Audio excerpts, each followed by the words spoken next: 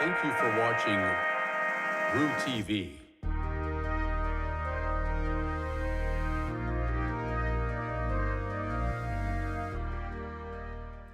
Welcome back to RooTV. I'm Deja McKenzie.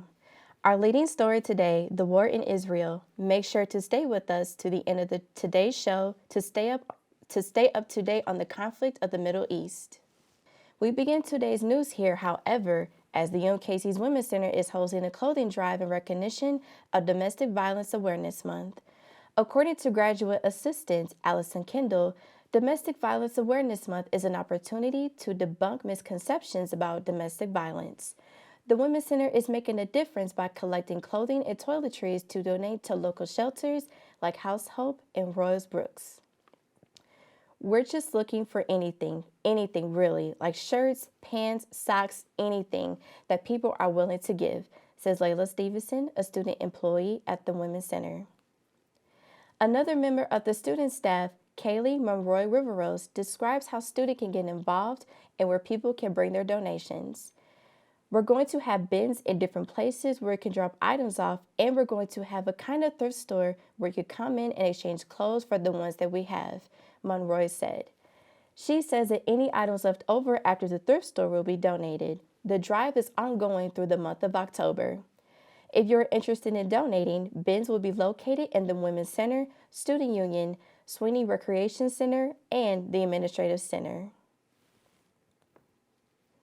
Now, let's hop into the den with Jackson Ogden. Welcome into the den. I am Jackson Ogden. It is a very busy time in our fall sports season here as conference is winding down, so let's waste no time. Let's get straight into it with volleyball, who took down South Dakota in 5 sets, 3-2 this past Saturday right here at UMKC. It was a really intense match. I was there. That 5th set was a 2-point difference, 15-13. The Roos took it and they just ran with it. They get the season sweep on South Dakota for just the 2nd time in program history. They beat them earlier in the season 3-1. They get them 3-2 here. Last year, UMKC got swept by South Dakota, and not just swept, they got blanked. They lost 3-0 2 separate times, so a big deal. They improved their record to 15-4 overall and 6-1 in the conference. Moving on over to men's soccer, they took a tough loss on the road, 0-2 to Oral Roberts, who is the top of the Summit League right now. UMKC is now 2-6-4 with an 0-2-2 conference record. They play Western Illinois at home on Wednesday night at 7 before heading to Omaha on Saturday.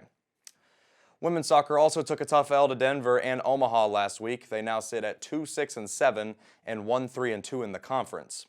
They play South Dakota here on Thursday at 7, and then South Dakota State Sunday at 1 for Senior Day. So if you want to see them, this will be the last chance this year. Go out and support them at Durwood Soccer Stadium. All right, now on to professional sports. The Chiefs took down the Broncos last Thursday night, 19-8, in what was a very weird game. I tried warning y'all. I said Thursday night games can get really weird. The Chiefs were clearly the better team, and yet they could not put that Broncos team away, even when Russell Wilson was struggling mightily. The Chiefs' offense just continued to shoot themselves in the foot, but they got the job done when they had to.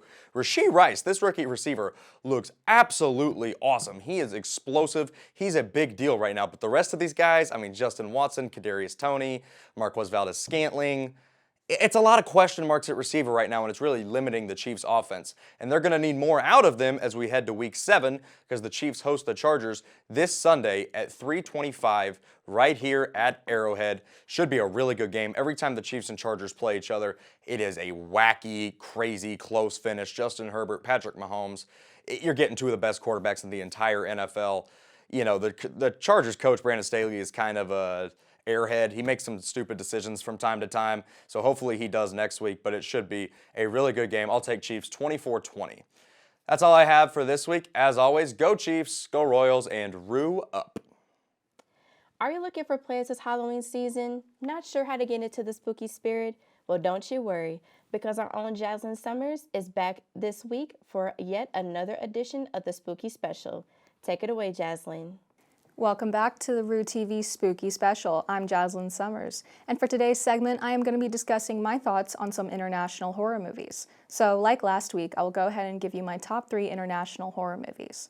And third, I would put Goodnight Mommy. It is an Austrian psychological horror film that has a killer plot twist. The movie follows the life of 2 twin boys after their mother has a facial reconstructive surgery.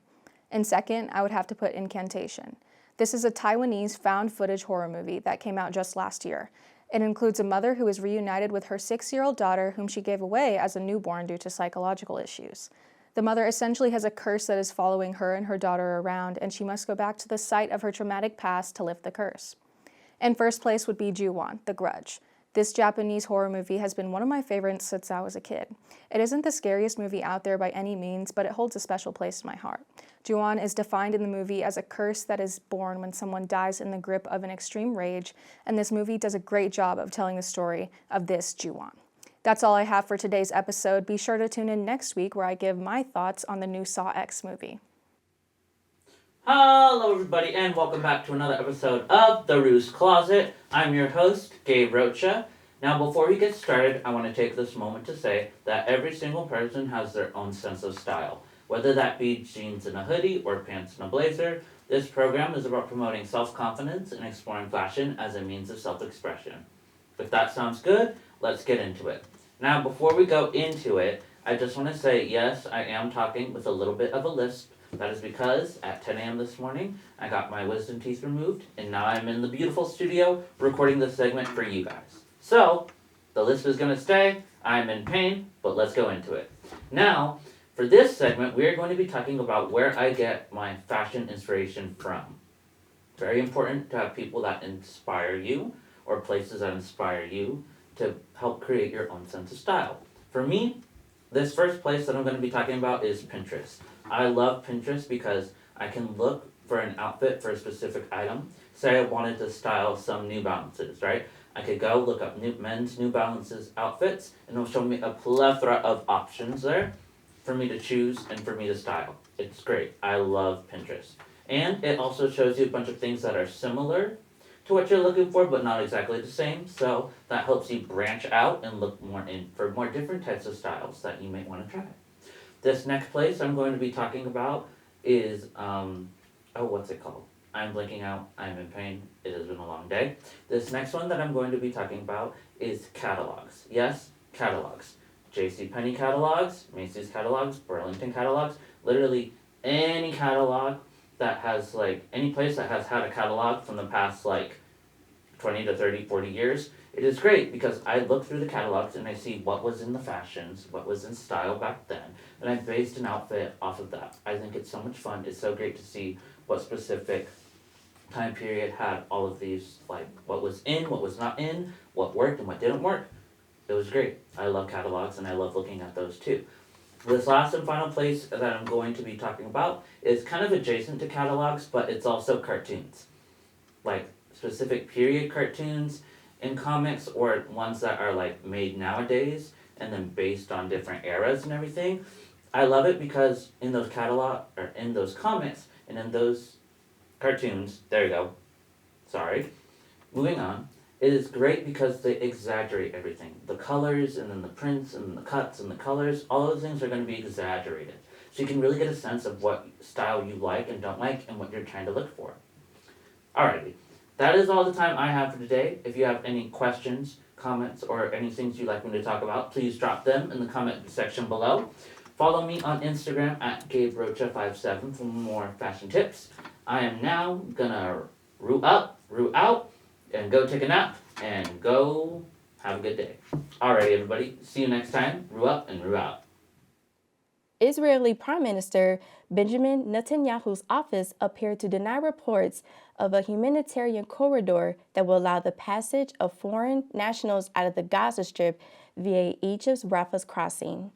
Some 600 American passport holders, as well as an unconfirmed number of other foreign nationals, are stuck in the blockaded enclave as it endures fierce Israeli bombardment, according to NBC News report. There is currently no ceasefire and humanitarian aid in the Gaza Strip in exchange for the expulsion of foreigners, Netanyahu's office said in the Google Translated statement. U.S. President Joe Biden warned that the Israeli reoccupation of Gaza will be a big mistake in an interview with CBS 60 Minutes. He also said that the Palestinian militant group Hamas should be eliminated entirely, but that there must be a path to the Palestinian state. The White House has so far fully supported what it says to Israel's right to defend itself. Israel is on its 12th day of an aerial bombardment campaign at the Gaza Strip, over which it has ordered a total siege, cutting off water, food, and electricity supplies to a population of 2 million people. The siege, which has been criticized by human rights groups for breaking humanitarian law, comes in response to a brutal terrorist attack by Hamas on October 7th. The death toll of the conflict so far has risen to at least 1,400 people killed in Israel and nearly 2,700 people killed in Gaza. Amid ongoing conflict, the presidents of Russia and Syria have urged an end to hostilities. We will be providing more updates in the upcoming weeks as more information rolls in. Thank you for tuning in to this week's show. Don't forget to hop on the subscribe button and follow us on Instagram at RooTV UMKC. See you next week.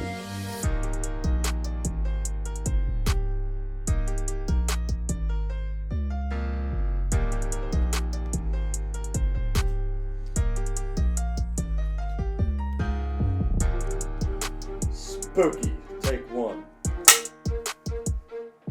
All right. Spookalicious, take 3.